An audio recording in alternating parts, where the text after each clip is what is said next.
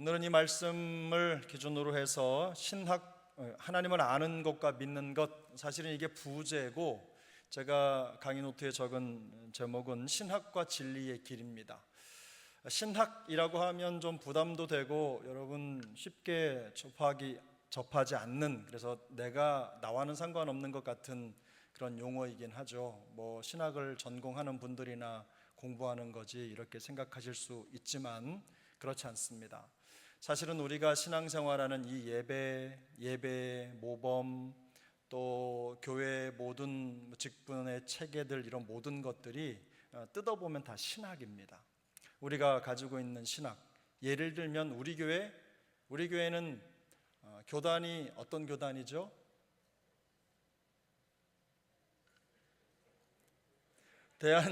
대한예수교 장로회 합동총회에 소속된 교회입니다. 우리 교단은 특별히 신학적인 색깔을 가지고 있는데 대개 어떤 자유주의다 보수주의다 이런 걸 떠나서 우리 교단은 개혁주의 신학을 따릅니다. 개혁주의 신학, 무슨 보수. 제가 어디 신방을 갔더니 사역을 갔더니 어떤 분이, 어느 교회 장로님이 저한테 그러시더라고요. 아이고, 세중앙교회는 합동측 교회인데 아주 보수적이죠. 그래서 저 합심기도도 안 하고 이러죠? 이렇게 저한테 물어보시더라고요. 그래서 제가 그랬습니다. 무슨 말씀이세요? 보수라니요? 저희는 보수가 아니고 개혁입니다. 개혁주의. 그리고 저는 예배 때마다 목이 찢어져라 기도합니다. 이렇게 했더니 그래요? 이렇게 얘기를 하시더라고요. 뭔가 좀 잘못 알고들 계세요. 보수와 또 진보 이렇게만 나뉜다고 생각을 하는데, 우리 교회가 따르는 신학은 보수나 진보 이런 개념보다 더 앞서는 게 뭐냐면 개혁주의 신학입니다. 개혁주의 신학은 제일 중요한 게 뭐냐면 하나님의 주권이에요. 하나님의 주권 사상이 가장 강력하게 중심의 자리를 잡고 모든 것을 하나님의 주권 안에서 해석하는 신학이 개혁주의 신학입니다. 기회가 되면 더 많이 나중에 자세하게 공부해 보도록 하고, 좀 통틀어서 그럼 우리가 따라야 할 신학이라는 게 과연 뭐냐, 이걸 제 나름대로는 가장 쉽게 정리를 해봤고, 그 신학을 따라 걸어가는 삶이 뭐냐면 바로 신앙생활입니다. 우리가 그 신학을 따라서 신앙생활을 하는 거예요. 근데 성경에는 그 신앙생활을 표현하는 그 단어를, 어떤 단어를 쓰냐면 길이라는 단어를 써요. 그래서 성경 속에서 우리가 신학을 따라 신앙생활을 할 때 그래서 우리는 진리의 길을 가는 거예요. 신앙생활이 진리의 길을 가는 거죠. 그래서 오늘 신학과 진리의 길, 이렇게 짝을 지어서 하나님을 아는 것, 이게 뭐냐면 신학이고, 믿는 것, 이건 진리의 길을 따라 신앙생활을 하는 것입니다. 그래서 신학과 진리의 길이라고 주제를 달고, 제가 오늘 주보에는 좀 쉽게 하나님을 아는 것과 믿는 것 이렇게 적어드렸습니다. 자, 그러면 기본 의미를 좀 살펴보겠습니다. 신학은 하나님에 대한 체계적인 뭘까요? 지식을 제공한다. 사실 오늘 이 32강이 어떤 거냐면, 그동안 여러분에게 말씀 안 드렸지만 믿음의 삶이라고 하는 한 큰 주제 안에 있는 여러 가지 요소들을 다뤘습니다. 사실 다음 주부터는 이제 그리스도인, 믿는 자의 특성에 대해서 좀 세밀하게 다루게 될 텐데, 이제 그 믿는 자의 삶, 그러니까 믿음 생활에 있어서 참 중요한 게 뭐냐? 바로 신학이라는 말이죠. 신학. 이게 있어야 좌로든 우로든 치우치지 않는 거예요. 오늘 권사님 기도하신 것처럼 좌로든 우로든 치우치지 않고 딱 중심이 잡혀서 걸어가는 것입니다. 그러니까 신학은 하나님에 대한 체계적인 지식을 제공하는 거죠. 그 진리의 길은 무엇입니까? 진리의 길은 하나님에 대한 지식을 바탕으로 성도가 걸어야 할 삶의 방향을 제시하는 거예요. 자, 그러면 신학 뭐라고 했습니까? 하나님을 아는 지식이에요. 신학의 정의와 기초가 있는데, 자, 신학의 뜻이 뭐냐? 정의가 뜻이죠. 자, 신학이란 하나님께서 예수 그리스도와 뭘까요? 그 다음에 성경을 통해서, 예수 그리스도와 성경을 통해서 자신을 드러내신 그대로의 누구를 배우는 걸까요? 하나님을 배우는 겁니다. 하나님. 예수님이 하나님이시죠? 성령님 하나님이시죠? 성부와 성자와 성령님 모두 다 하나님이세요. 그래서 우리는 누구를 배웁니까? 하나님을 배우고 연구하는 학문이 바로 신학이다. 그래서 우리가 매 예배 때마다 말씀을 듣고 공부하고 성경을 읽고 찾을 때 항상 그 중심에 우리가 누구를 발견해야 됩니까? 그 속에서 하나님을 발견하는 거예요.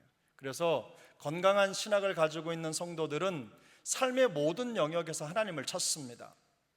하나님의 허용하심 없이는 우리에게 아무것도 일어나지 않기 때문에 그게 주권신학의 핵심 아닙니까?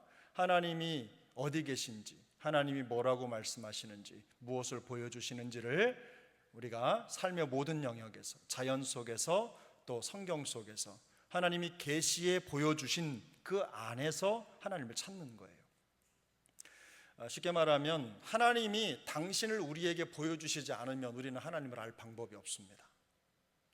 어떤 방법으로도 신학이라고 하는 것도 보이지 않는 것, 하나님이 알려주시지 않은 걸 발견하는 게 아니에요.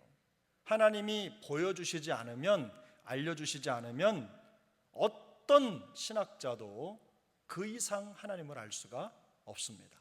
그래서 여기 신학의 바른 정의가 뭐냐면 자신을 드러내신이라는 거죠. 그대로의 하나님을 배우는 거예요. 자, 그 다음에 기초는 무엇입니까? 기초, 신학은 인간의 추측이나 철학이 아닌 하나님의 뭘까요?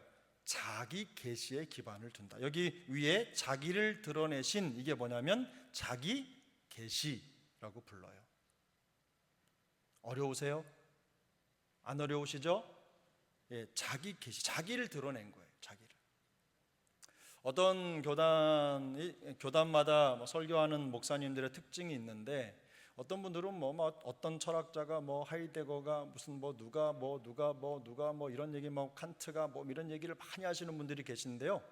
물론 철학이 중요합니다. 왜냐하면 예수님이 이 땅에 오시기 전부터 철학자들이 있었고 그들이 진리를 찾는 과정 속에 많은 공헌을 했어요. 그래서 우리 인간의 지식 체계에 철학자들이 많이 영향을 줬습니다. 그런데 하다 보니까 지식적으로 공부만 하다 보니까 이런 철학자들의 사고를 따라서 진리를 규정하는 어리석음이 인간들에게 나타나는 겁니다. 그러나 우리 그리스도인들에게 제일 중요한 건 뭐냐면 이런 추측이나 철학이 바탕이 아니라 하나님의 말씀, 자기 계시, 하나님이 자기를 보여주신 계시에 근거해서 우리는 신학한다, 이렇게 생각하시면 틀리지 않습니다. 그러므로 성도에게 있어서 제일 중요한 게 뭐냐? 우리의 인생의 등불과도 같은 하나님의 말씀을 탐독해 읽고 그 탐독한 하나님의 말씀이 가르치는 진리를 우리가 배워야 되는 것이죠. 그렇게 할 때 우리가 다른 길로 빠지지 않습니다. 아셨죠? 이번에 저는 깜짝 놀랐는데 잠깐 뉴스를 보니까 이번에 여차저차해서 무슨 윤석열 전 대통령과 관련된 무슨 이런저런 하는데 통일교를 압수수색하고 하니까 그 젊은 친구들이 나와서 그 앞에서 땅을 치고 울더라고요. 덕분에 우리 기독교 그게 어르신들도 다 압수수색 당했다고 하는데 무슨 일인지 모르겠지만, 그렇게 잘못된 걸 따르는 사람들을 가만히 보면요, 참 가끔 궁금해요. 거기 그 친구들은요 그냥 일자무식이 아니라요, 우리나라에 석학들 많아요. 소위 스카이 출신들도 많고, 그런 친구들이 거기에 그냥 푹 빠져서 그렇게 가는 거 보면 확실히 신학이라는 건, 신앙이라는 거는 지식 체계를 따라가는 건 아닌 것 같아요. 악한 영들에게 미혹돼서 넘어가는 건요, 가끔은 자기 지식이 충만하다고 생각하는 사람들에게 제일 먼저 나타나는 현상입니다. 그러므로 여러분, 하나님의 말씀을 객관적으로 잘 읽고 우리가 그렇게 빠지지 않으려면 조금 어려운 말씀일 수도 있습니다만은 나 자신을 자꾸만 우리 객관화라고 해요. 객관화. 공동의 어떤 위치에 놓고 하나님의 말씀으로 나를 자꾸만 점검하고 조율하고 또 찾아가는 과정을 거쳐서 항상 내 신앙의 자리를 확인하는 겁니다. 그게 건강한 신학이 필요하고 또 건강한 가르침을 받아야 되고 건강한 교회에서 신앙생활하는 것이 그만큼 중요하다는 말씀을 드립니다. 자, 두 번째로 신학의 유익이 있습니다. 자, 첫 번째, 건전한 교회를 분별하고 교회를 진리 위에 굳게 세운다. 되게 신학 그러면 제일 먼저 떠올리는 단어가 뭐냐면 하나님은 누구신가, 예수님은 누구신가, 성령님은 누구신가, 교회는 무엇인가, 그리스도는 구원이란 무엇인가, 믿음이란 무엇인가, 하나님 나중에 예수님은 다시 오시는가, 이런 걸 다루는 조직 신학을 머릿속에 딱 떠올리는데요. 그것뿐만 아니라 이 신학 안에는 예를 들면 성경 신학도 있고 여러 가지 다양한 신학들의 장르가 있습니다. 그러나 그것보다도 제일 중요한 건 뭐냐면 신학의 기본적인 개념은 뭐냐면 성경으로부터 나온 진리들이에요. 성경으로부터 나온 진리들을 가지고 우리가 건전한 교회를 분별하고 그 교회를 진리 위에 굳게 세우는 툴이 되는 겁니다. 그래서 교회에 저를 비롯해서 담임 목사를 비롯해서 모든 우리 목사님들, 우리 장로님들, 우리 권사님, 집사님들이 뭐에 눈이 열려야 돼요? 진리의 눈이 열려야 되는 거예요. 하나님의 말씀에. 그렇지 않으면 교회가 자꾸만 흔들리는 겁니다. 우리가 잘 알잖아요. 사람이 진리 때문에 흔들리는 일은 별로 없어요. 교회 안에서 보면 꼭 사람의 말 때문에 흔들리잖아요. 그렇죠? 하나님의 말씀 때문에 마음에 상처받고 힘든 사람 없어요. 다 사람이 하는 말 때문에 마음이 이렇게 갈라지고 균열이 생기고 그러는 거예요. 관계 어려움이 생기고.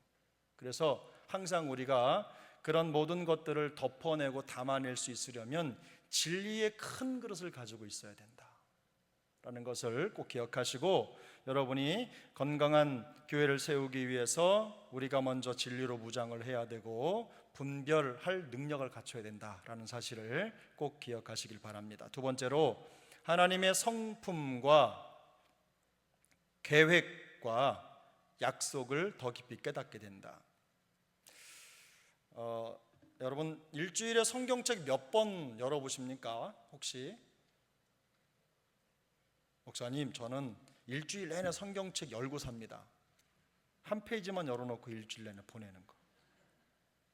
그러니까 여러분 신앙생활할 때 제일 우리가 조심해야 되는 게 뭐냐면 덮어놓고 믿는 거예요. 덮어놓고 믿는 거. 덮어놓고 믿는 게 진짜 위험합니다. 이게 여러 가지 중의적인 의미를 갖고 있는데 성경은 펼쳐 읽어야 되겠죠. 계속 읽고 연구하고 묵상해야 되겠지만 또 성경 진리하고 상관없이 덮어놓고 그냥 들은 것 따라가는 경우도 많이 있어요. 그래서 대화를 나누다 보면 성경을 짜임새 있게 공부해본 적이 없으시구나 이런 생각을 할 때가 종종 있어요. 왜냐하면 이것저것 짜투리 이렇게 저렇게 모아가지고 경험적으로 아는 것들이 많기 때문에 그래요. 확인이 안 된 것들. 그런데 항상 우리가 이 하나님의 말씀, 하나님의 성품, 하나님의 계획, 하나님의 약속들을 더 깊이 깨닫고 흔들림이 없으려면 하나님의 말씀을 덮어놓고 믿으면 안 됩니다. 성경을 잘 공부하고 연구해야 되는 것이죠. 그래야지만 말씀대로 우리가 깨달을 때 하나님의 선명한 뜻을 분명하게 알게 되는 것입니다. 여기 시편 119편에 말씀하고 있는 것처럼 주의 말씀대로 나를 깨닫게 하소서. 이것이 우리의 평생의 기도 제목이 돼야 되는 겁니다. 세 번째, 하나님의 말씀이 우리의 삶을 비추는 등불이 되어 갈 길을 밝혀준다. 119편 130절 함께 읽어보겠습니다. 주의 말씀을 열면 빛이여 우둔한 사람을 깨닫게 하나이다. 아멘. 제가 언젠가 말씀드렸습니다. 제가 저기 중국에 가서 어떤 할머님을 만났는데 이분이 이제 조선족이에요. 그런데 조선족인데 성경을 여러 번 필사를 하시고 성경 공부를 하셨는데 이분이 평소에 한글을 다르게 배워보신 적이 없대요. 그리고 중요한 건 이분이 학교를 다녀본 적이 없으신 거예요. 그런데요, 목사보다 말을 더 잘하셔요. 어휘가 더 풍부하고. 어디에서 배우셨을까요? 가나다라. 성경에서 배운 거예요.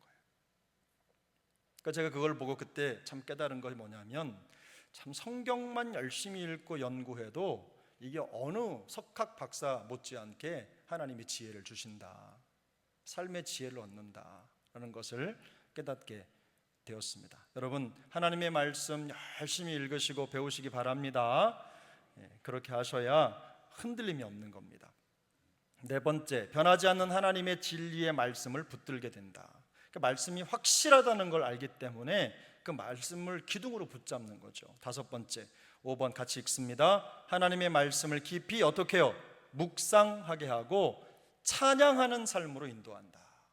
우리가 성경을 많이 읽고 신학의 탄탄한 기준을 가지고 있으면, 여러분이 신학을 잘 알고 있으면 앞에서 부르는 찬양 있잖아요. 찬양 가사를 들으면 저게 예배에 합당한 찬양인지 가사인지, 저게 그냥 단순한 감정을 담은 건지 말씀을 담은 건지 금방 알게 되는 거예요. 그래서 하나님의 말씀, 성경 말씀이 가사에 담겨 있는 찬양이 기본적으로는 좋은 찬양입니다. 그리고 그 성경을 묵상하면서 얻은 교훈들이나 깨달음들을 가사에 담아서 부르는 찬양이 좋은 찬양인 거죠. 단순히 자기 고백이 있다고 해서 좋은 찬양이 되는 것은 아닙니다.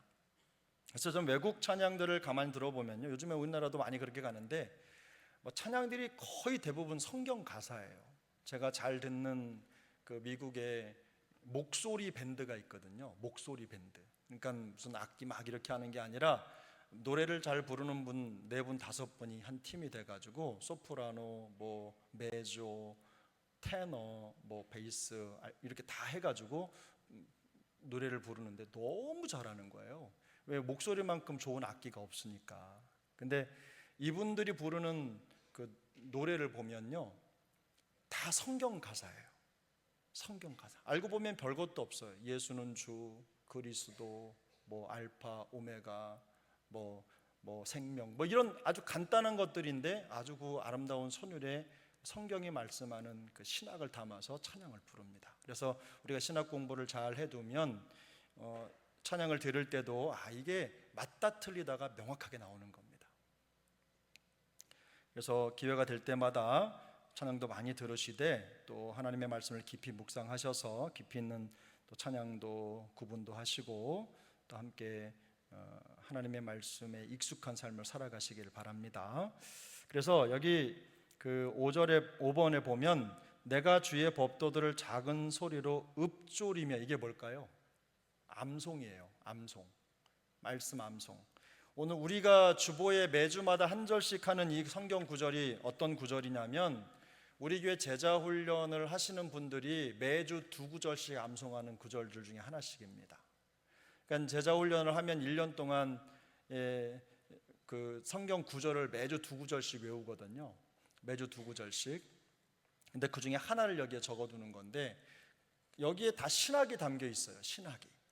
그냥 아무거나 빼서 하는 게 아니라 신학이 담겨 있습니다. 근데 그것들을 말씀을 암송함으로, 그걸 암송해가지고 내가 쓸 수 있으려면 정말 잘 암송해야 되거든요. 익숙하게. 여기 읊조린다라는 말이 뭐냐면 바로 암송이에요. 이 암송의 장점이 뭐죠? 내 마음판에 비석에 이 말씀을 새기는 거예요. 그래서 신비의 말씀을 새기는 거죠. 성경적입니다. 옛날에는 돌판에 혹은 뭐 이런 가죽에 뭐 이런 데다 글씨를 써서 성경을 두루마리로 보관하고 성경 속에 글을 한 게 아니라, 하나님이 우리에게 원하시는 건 뭐냐면 하나님의 말씀을 우리의 신비에 적기를 원하셔요. 그래야지 그게 삶이 되기 때문에.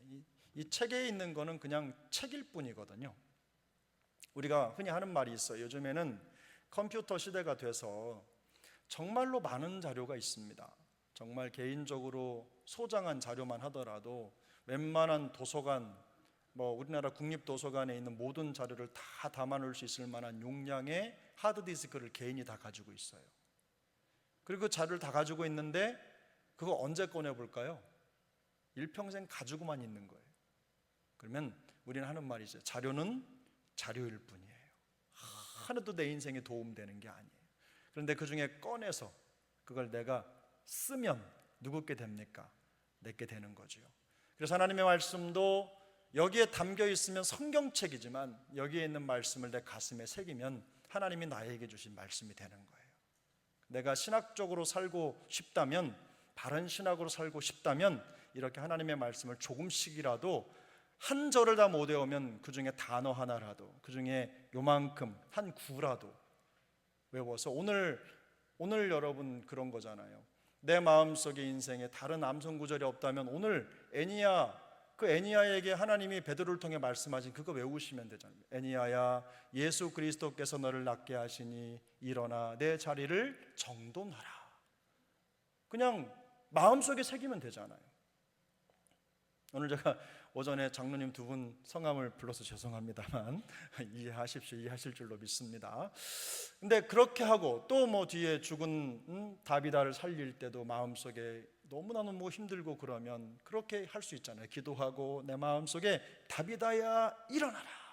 근데 다비다야 일어나라 요 단어 구조가 예수님이 말씀하신 달리다굼이랑 똑같대요. 근데 이게 아람어로 쿰, 이게 일어나라거든요. 일어나라. 그러니까 일어나라. 그런 말씀을 마음속에 담으면 그게 암송인 거예요. 계속해서 그 말씀을 내가 읊조리면서 내 삶이 되도록 하면 말씀이 우리 안에 능력으로 나타날 줄로 믿습니다. 그게 읊조리다예요. 그게 주의 길들에 주의하며 주의 율례들을 즐거워하며 주의 말씀을 잊지 아니하리이다. 이게 뭡니까? 말씀을 암송해서 절대로 내 마음이 말씀을 떠나지 않게 하겠다, 이런 마음속의 결단인 거예요. 여섯 번째, 말씀을 아는 것에 그치지 않고 말씀대로 어떻게 해요? 순종하며 거룩한 삶을 살도록 이끌어 준다. 마태복음 7장 24절 같이 읽겠습니다. 그러므로 누구든지 나의 이 말을 듣고 행하는 자는 그 집을 반석 위에 지은 지혜로운 사람 같으리니. 야고보서 1장 22절입니다. 너희는 말씀을 행하는 자가 되고 듣기만 하여 자신을 속이는 자가 되지 말라. 이건 너무나 많이 강조해도 지나치지 않은 말씀입니다. 그래서 우리를 이런 거예요. 말씀을 알아야 순종도 하는 겁니다. 모르면 순종하려고 해도 안 되는 거예요. 하나님의 말씀을 알아야 말씀대로 순종하는 것이니까 매 순간 하나님의 말씀을 잘 익숙하게 듣고 또 배우는 것, 이게 바로 여러분이 신학의 길을 가는 것이다, 이렇게 생각하면 틀리지 않습니다. 그래서 무슨 소위 신학생들이 배우는 성경신학, 조직신학, 무슨 또 실천신학, 무슨 선교신학 이런 걸 다 구분해가지고 배운다고 해서 신학을 공부하는 게 아니에요. 성경 안에 신학이 다 들어있습니다. 선교도 내 의지로 내 자유로 만드는 게 아니라 성경이 말씀하시는 대로 하나님의 선교를 배우는 것입니다. 우리가 사도신경을 배우며 사도행전을 읽으면서 느끼는 거지만 하나님의 말씀이 예루살렘과 유대와 사마리아와 땅끝으로 향하는 그 그림을 사도행전이 그대로 보여주는데 바로 그것이 선교신학의 핵심인 거예요. 성경신학의 핵심이 무엇입니까? 하나님은 누구신지, 그리스도가 누구신지, 성령님이 누구신지, 구약과 신약이 어떻게 연결되는지, 구약의 그림자로 나타난 그리스도께서 신약에 어떻게 나타나는지, 이런 것들을 다 연결하고 공부하는 게 성경신학, 조직신학의 핵심입니다. 그래서 여러분 성경을 읽고 성경을 배우시면 이 문제가 다 해결된다. 그래서 우리가 신앙생활을 하는데 신앙생활에 신학이 필요 없느냐?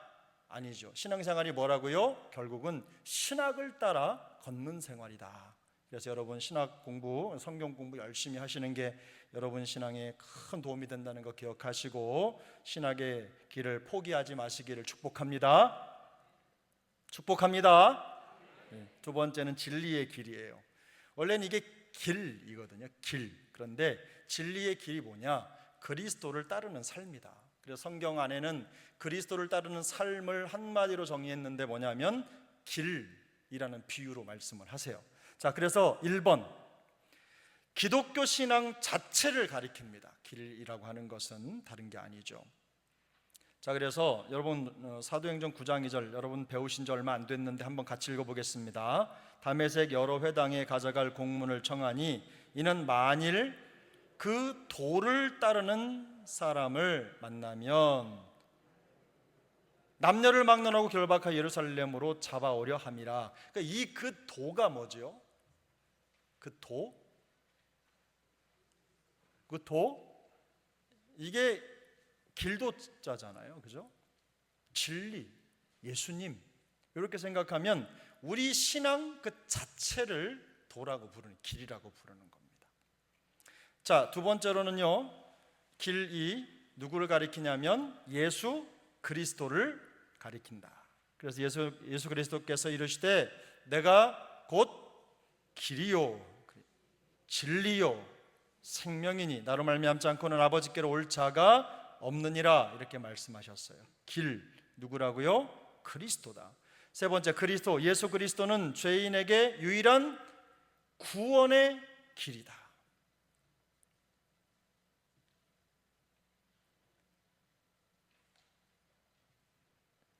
여러분, 예수님 없이 천국 갈 수 있습니까? 없습니다. 여러분은 알고 계신 거죠? 그게 우리가 가진 신학입니다. 신학. 그런데 천주교는요, 예수 없어도 천국 갑니다. 천주교는. 그래서 천주교가 기독교가 아닌 겁니다. 기독교는 예수 그리스도를 유일한 구원의 길로 인정하는 교단만 기독교입니다. 나머지는 기독교가 아닙니다. 아셨죠? 네. 그러면 통일교는 기독교입니까? 네. 왜 저한테 혼내세요? 자, 통일교도 아니고 하여튼 예수 그리스도 외에 다른 길을 주장하는 모든 것들은 어때요? 기독교가 아니다. 이 종이거나 이 단이거나 뭐 그런 종류예요. 비스무리하지만 아닙니다. 자, 성도의 신앙과 삶을 묘사하는 길이라고 되어 있죠. 자, 그래서 이 성도의 삶을 묘사하는 길에 대한 표현이 여러 개 등장하는데 그 중에 6개만 정리를 했는데 첫 번째는 뭐냐면 의의 길입니다. 의의 길. 회개하고 하나님께 돌이키는 삶이죠. 회개하고 하나님께 돌이키는 삶. 의의 길. 두 번째는 무슨 길일까요? 하나님의 길입니다. 하나님의 길. 그래서 이걸 해석해 보니까 이런 거예요. 세상의 방식이 아닌 누구의 방식을 따라서, 하나님의 방식을 따라서 사는 삶. 그래서 신앙생활을 하나님의 길이라고 얘기합니다. 자, 세 번째로 주의 길입니다. 주의 길. 하나님의 명령과 가르침을 따라 그분의 목적과 인도하심에 어떻게 해요? 동참하는 생활. 주의 길을 간다. 그러죠. 주의 길. 여러분이 잘 쓰시고 익숙하게 아시는 말, 주의 종, 그러면 그 사람은 뭐 하는 사람입니까? 여기 있는 대로 하나님의 명령과 가르침을 따라 그분의 목적과 인도하심에 동참하는 삶을 사는 종, 이렇게 말하면 틀리지 않겠죠. 정답입니다. 여러분은 주님의 종이십니까? 아닙니까? 목사만 종이고 여러분은 주인이십니까? 자, 여러분, 자, 주의 종은 누구를 가리키는 말이에요? 성도가 주의 종입니다. 아셨죠? 궁극적으로는. 그래서 그들은 주의 길을 가는데 하나님의 명령과 가르침을 따라 그분의 목적과 인도하심에 동참하는 삶을 사는 것이다. 네 번째는 구원의 길입니다. 그리스도를 통한 믿음으로 어디에 이르는 길일까요? 영생에 이르는 길이다. 이걸 구원의 길이라고 해요. 다섯 번째는 무슨 길일까요? 평강의 길입니다. 평강. 하나님과 화평을 누리고 전하는 삶이다. 어두움과 죽음의 그늘에 앉은 자에게 비추고 우리 발을 평강의 길로 인도하시리로다 말씀하죠. 평강. 그리스도의 평강을 누리는 것. 자, 여섯 번째 마지막으로 무슨 길일까요? 거룩의 길이다. 거룩의 길이다. 자, 거룩의 길이란 어떤 의미입니까? 죄에서 떠나 성결과 헌신으로 구별된 삶이다. 그 성도의 삶에 있어서 거룩이라고 하는 건 다른 게 아닙니다. 죄에서 떠나 죄를 멀리하고 성결과 헌신으로 구별된 삶을 바로 거룩의 길이라고 합니다. 자, 그래서 성도의 신앙과 삶을 묘사하는 길 6가지. 첫 번째요, 의의 길. 두 번째, 하나님의 길. 세 번째, 주의 길. 네 번째, 구원의 길. 다섯 번째, 평강의 길. 여섯 번째, 거룩의 길. 이 6가지의 길입니다. 자, 그러므로 신학이란, 자, 1번, 하나님을 단순히 머리로만 아는 차가운 지식이 아닙니다. 신학 그러면 일단 딱딱한 느낌이 들지만 절대로 그렇게 딱딱한 지식이 아닙니다. 물론 신학생들은 딱딱하게 배웁니다. 정말 딱딱하게 배우는데 알고 보면 알따목이 뭔지 아세요? 알따목 알고 보면 따뜻한 목사, 이걸 줄여가지고 알따목이라고 해요. 자, 알고 보면 따뜻한 신학, 알따신. 알고 보면 따뜻한 신학, 알고 보면 하나님의 사랑이 보이고 하나님의 은혜가 보이고 지혜가 보이고, 알고 보면 그런 겁니다. 그래서 차가운 지식이 아니다. 두 번째, 하나님께서 자신을 열어 보여주신 계시의 말씀에 귀를 기울이는 것이다. 신학의 길이란 다른 게 아닙니다. 내 논리를 만드는 게 아니라 하나님의 논리를 배우는 거예요. 하나님의 뜻을 배우는 거예요. 찾아내는 거예요. 그래서 그 계시의 말씀에 귀를 기울이는 거예요. 세 번째, 말씀에 뿌리내린 변화된 삶을 살기 위해 진리의 빛으로 우리의 삶을 조명받는 것이다. 조명받는 것. 신학은 단순히 배우기만 하는 게 아닙니다. 갖는 것만 아니라 진리의 빛으로 우리의 삶을 조명하는 거예요. 마치 아무것도 없는 것 같은데 햇볕이 내리쬐면 막 거기에 뭐가 먼지도 보이고 막 다 이렇게 보이잖아요. 그런 것처럼 하나님의 말씀의 빛으로 우리 자신을 비춰서 우리의 모습을 돌아보는 거예요. 그래야지 항상 바른 자리에 돌아갈 수 있으니까요. 자, 그렇다면 진리의 길은 무엇입니까? 진리는 예수 그리스도 자신이시다. 두 번째로, 예수님을 믿고 따르는 뭘까요? 신앙의 여정이다. 신앙의 여정이다. 뭐 여정이라 하니 여기서부터 저기까지 가는 아주 이런 꼬불꼬불한 길도 있고 직진로도 있겠고 여러 가지 길도 있을 거 아닙니까? 그러니 얼마나 많은 이런저런 일들이 생기겠습니까? 우리 신앙의 여정에 얼마나 많은 일들이 벌어지겠습니까? 그럴 때 우리에게 필요한 것이 무엇입니까? 말씀의 인도입니다. 말씀의 인도. 그게 신학이라는 말이에요.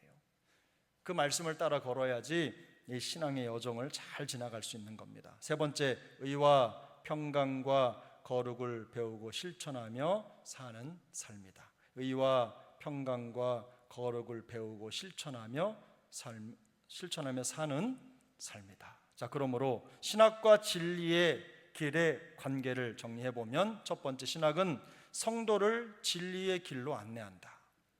처음에 말씀드렸죠? 신학은 우리를 진리의 길로 안내하는 거예요.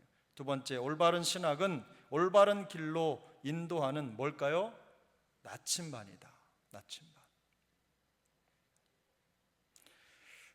나침반은 항상 빨간 게 어디를 향해 있어야 됩니까?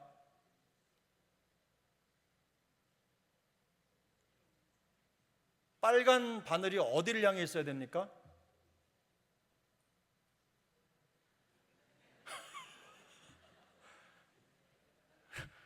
1번부터 4번까지 보기를 내겠습니다. 1번 동쪽, 손 들어보세요. 2번 서쪽, 3번 남쪽, 4번 북쪽. 아유, 말씀을 안 하신 거군요. 네, 그렇죠. 빨간색이 항상 가리키는 방향이 있어요. 방향. 그게 망가지면 나침반의 기능을 못 하는 거죠. 시계가 항상 시간이 틀리면 더 이상 그 시계는 곁에 두면 안 됩니다. 버려야죠. 그런 거하고 똑같이 나침반은 항상 같은 쪽을 향하는데, 이 신학이 바로 그렇다고요. 신학이 항상 하나님을 향하지 않으면 어떻게? 고장난 신학입니다. 고장난 신학이에요. 성도를 하나님의 말씀의 방향으로 이끌지 않는 신학은 고장난 신학이에요. 곁에 두시면 안 됩니다. 세 번째, 진리의 길을 걷는 순종의 삶은 우리의 신학이 살아있음을 증명하는 뭘까요? 열매다. 하나님의 말씀을 따라 걸으며 순종의 열매를 맺는 것, 바로 그것이 우리에게 신학이 필요한 이유고, 신학은 우리로 하여금 진리의 길을 걷게 해주는 나침판이라는 것 꼭 기억하시고, 말씀에 익숙한 하나님의 사람들로 멋진 삶, 흔들리지 않는 신앙으로 승리할 수 있기를 축복합니다.